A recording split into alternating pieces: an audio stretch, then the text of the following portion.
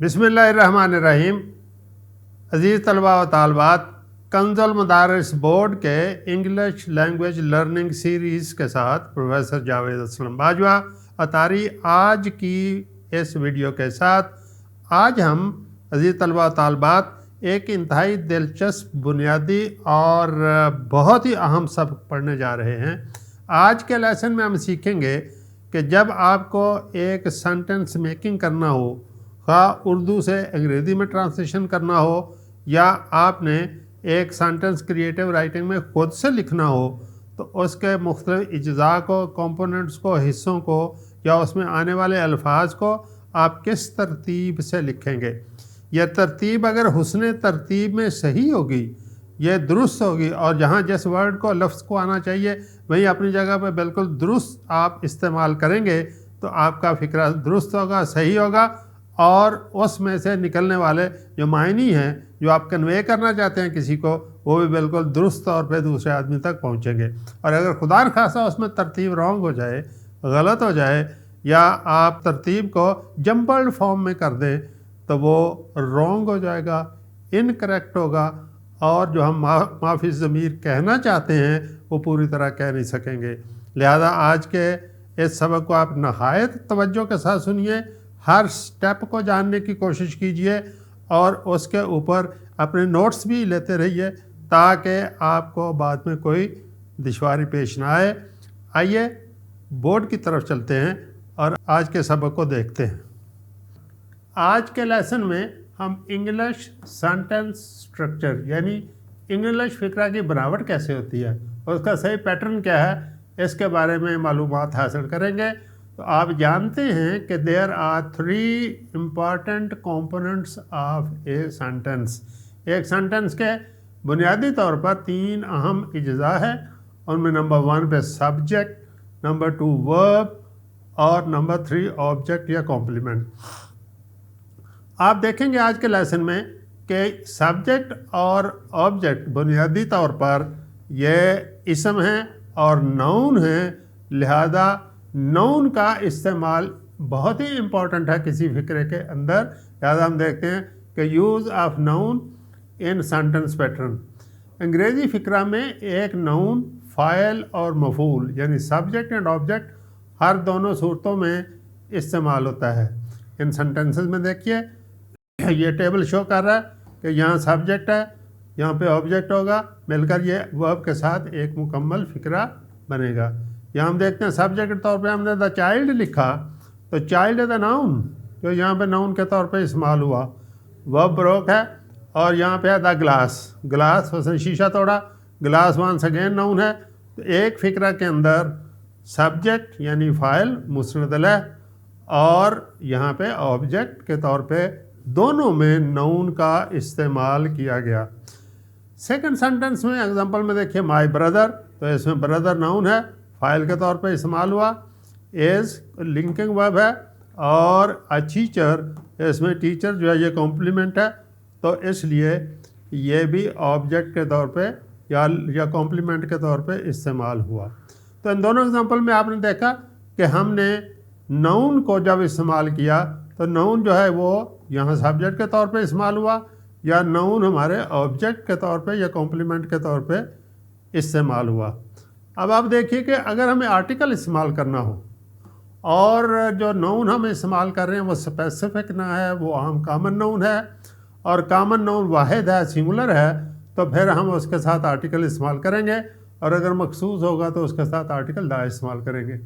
अगर इसम वाहिद हो तो इससे पहले ए या एन हरफ तनकीर यानी आर्टिकल के तौर पे इस्तेमाल होगा और अगर इसमें नकरा को मखसूस किया जाए तो दा इस्तेमाल होगा। मिसाल के तौर पे इन एग्जांपल्स में देखिए कि यहाँ पे हमारे पास स्टूडेंट था, स्टूडेंट सिंगुलर नाउन है, वाहिद इसम है और इसके साथ आ या ए इस्तेमाल हुआ, इसलिए कि यह स्टूडेंट जो वाहिद नाउन है, जब इसको हम प्रोनाउंस करते हैं, इसको बोलते हैं, तो बोलते वक्त ये सीन की आवाज़ देता है।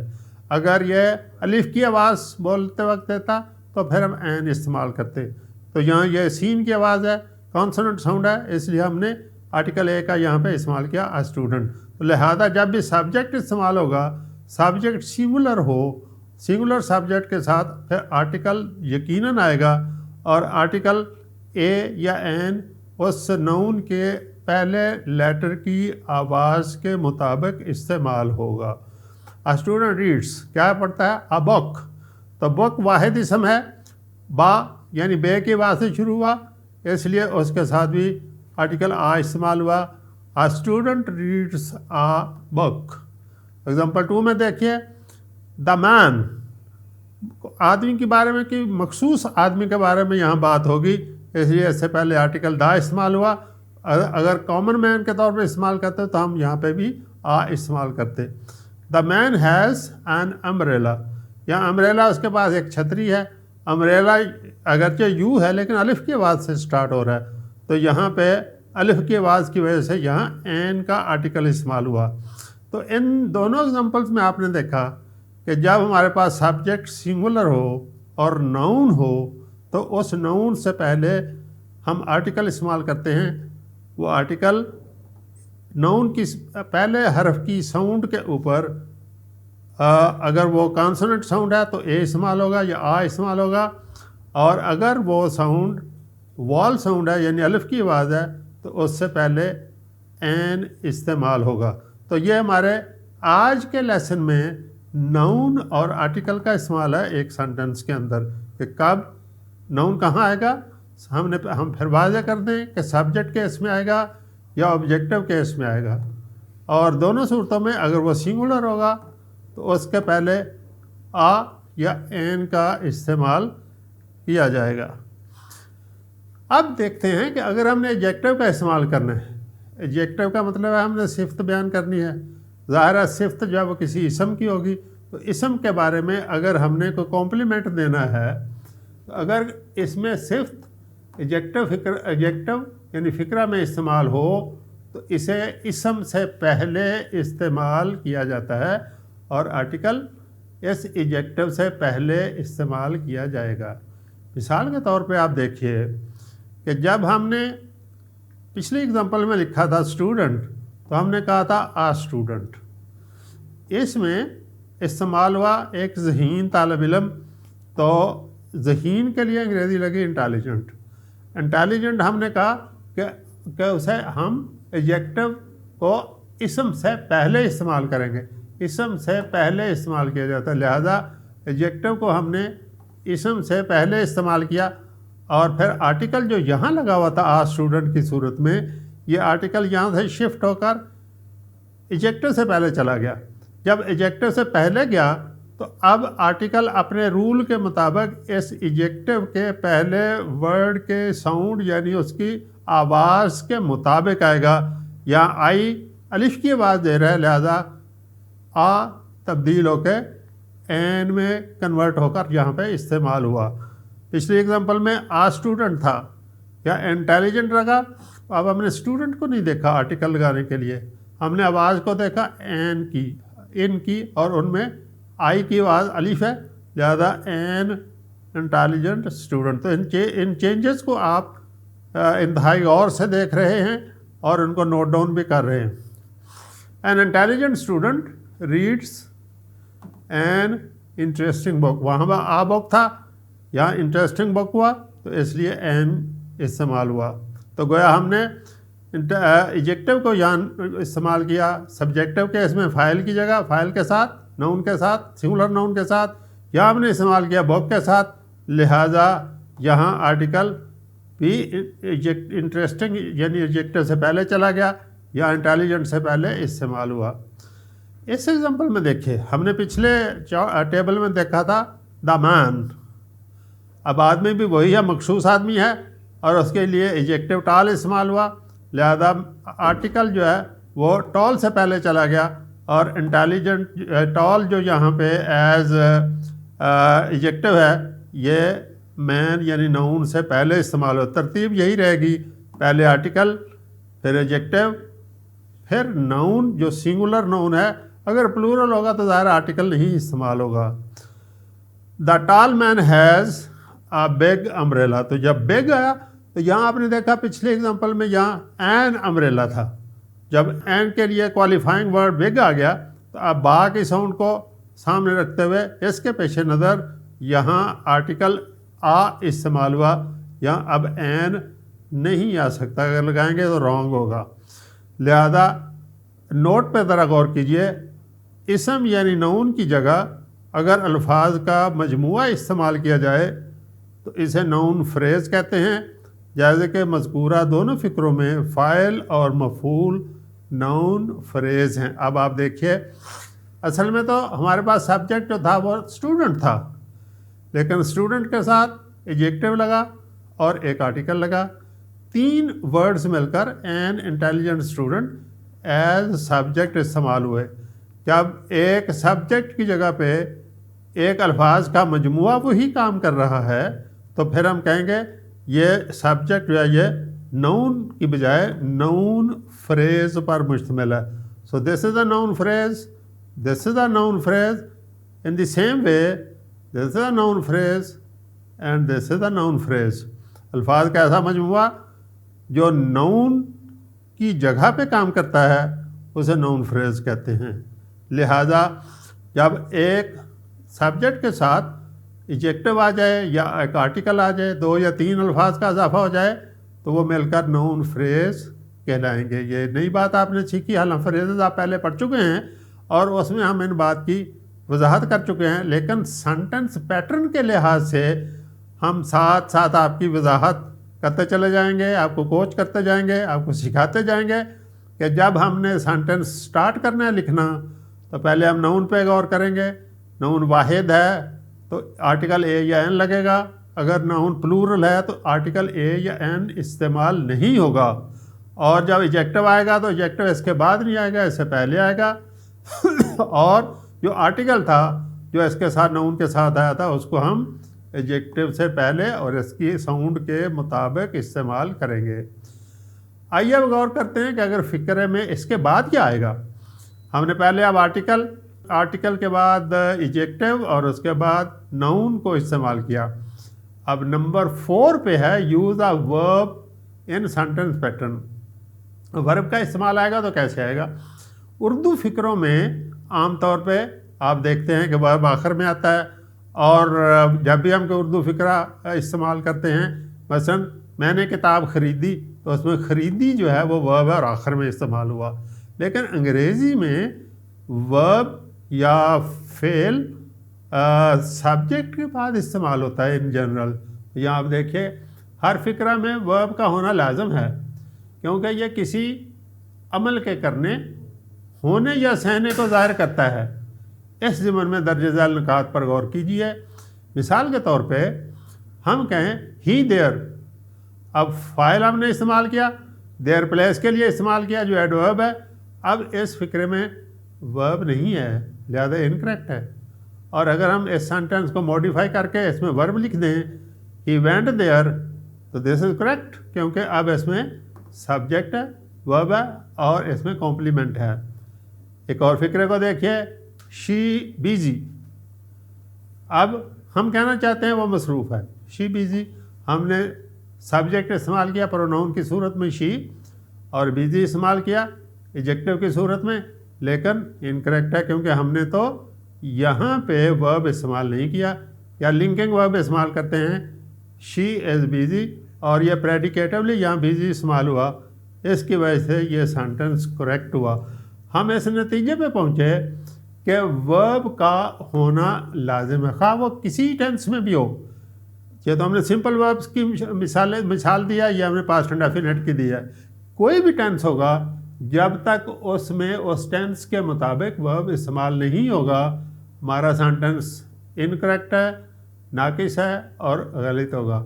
लिहाजा हमें ज़माना के लिहाज से और ज़रूरत के लिहाज से उसमें वर्ब का जिक्र करना होगा।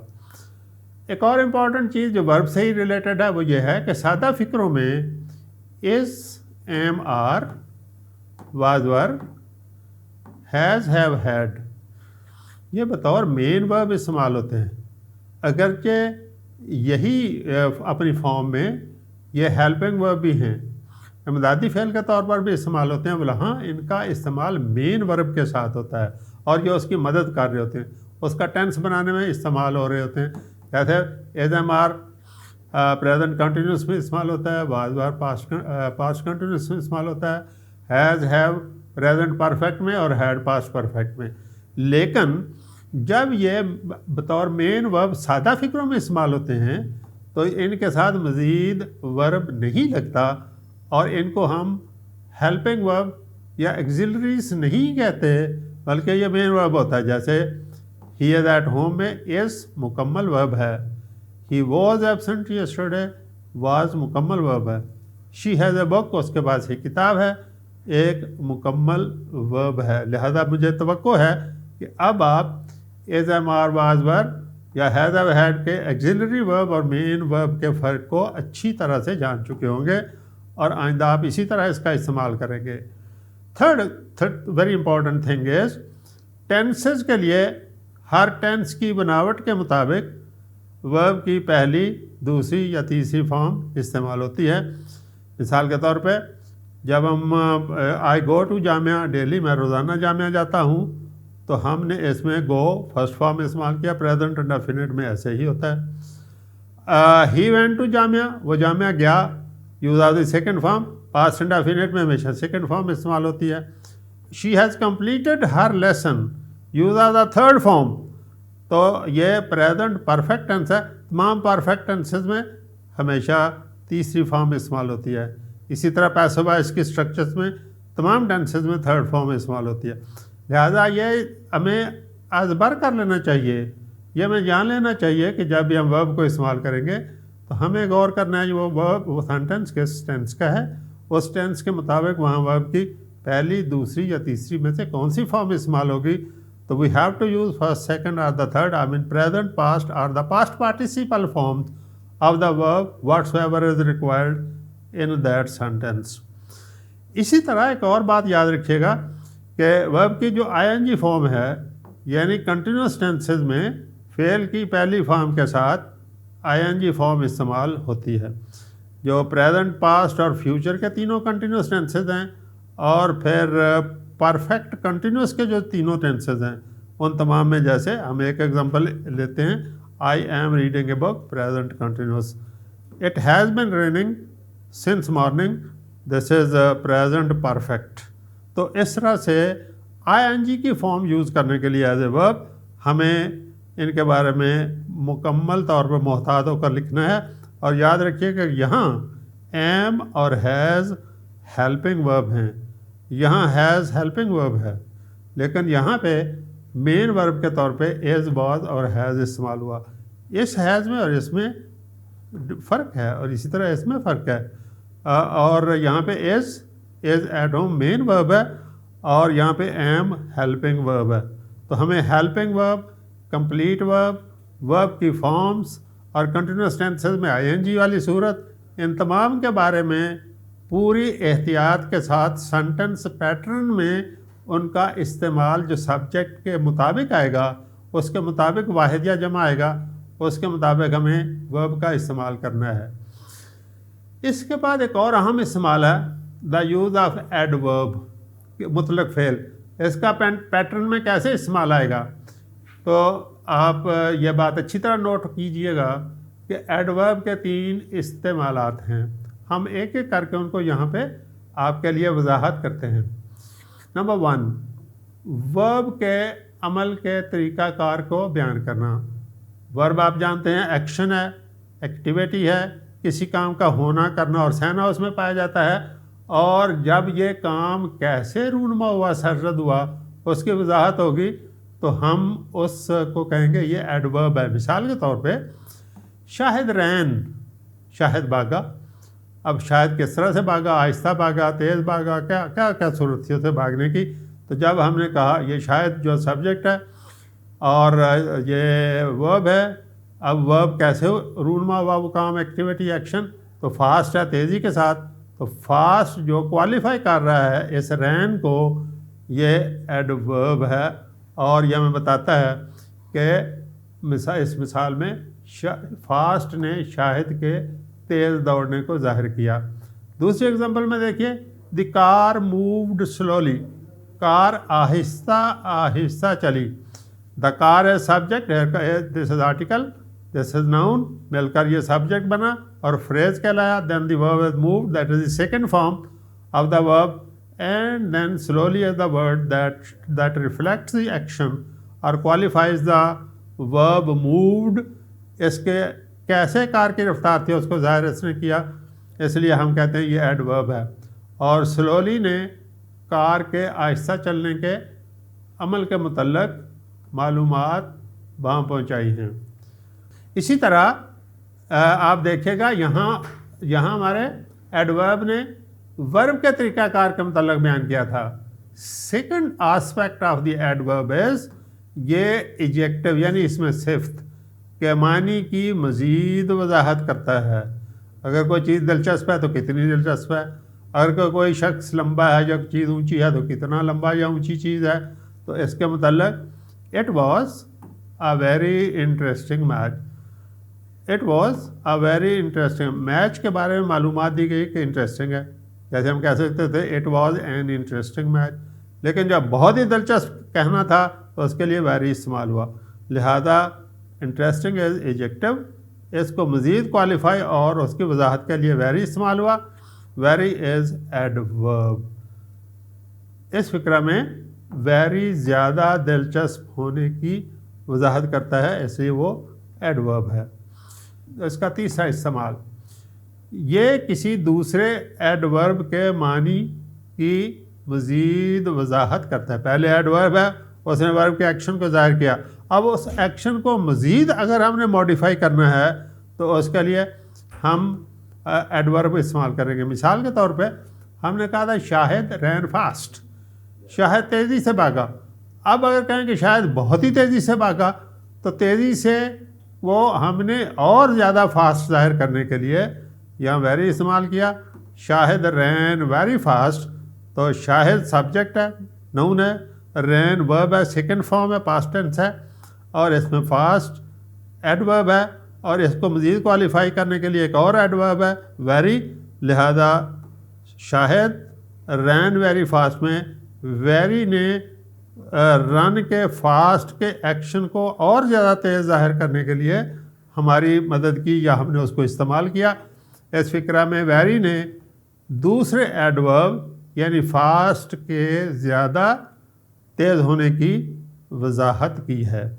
हमें इन तीनों इस्तेमालात में फ़र्क को अपने जहन में रखना होगा और आगे जाकर जब सेंटेंसेस के अंदर आइडेंटिफिकेशन आएगी, पहचान का अमल आएगा, जो MCQ की सूरत में हमारे इम्तहान में पूछे जाने वाले सवाल के मराहल का हिस्सा है, तो हमें वहाँ अगर इस तरह से सेंटेंस पूछा जाए या इस तरह पूछा जाए या इन चारों में से कोई कांड पूछी जाए और किसी एक लफ्ज़ को अंडरलाइन कर दिया जाए, मिसाल के तौर पर फास्ट को अंडरलाइन किया जाए, तो हमें मालूम होना चाहिए कि ये फास्ट रन के बारे में है, लिहाजा एडवर्ब है।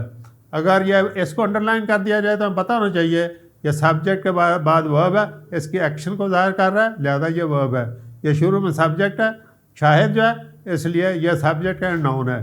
तो हमें एक एक वर्ड को उसके पैटर्न के मुताबिक, उसकी प्लेस के मुताबिक, ना सिर्फ उसकी सूरत और उसकी प्लेस को याद रखना है बल्कि उसके इस्तेमाल और फंक्शन को भी हमें अच्छी तरह ज़हन नशीन रखना है ताकि हमारे पास गलती की कोई गुंजाइश ना हो, हम मैक्सिमम मार्क्स को स्कोर कर सकें, हासिल कर सकें।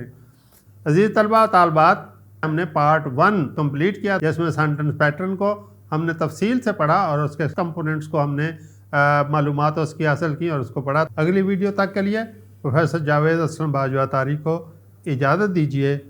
अल्लाह हाफिज़।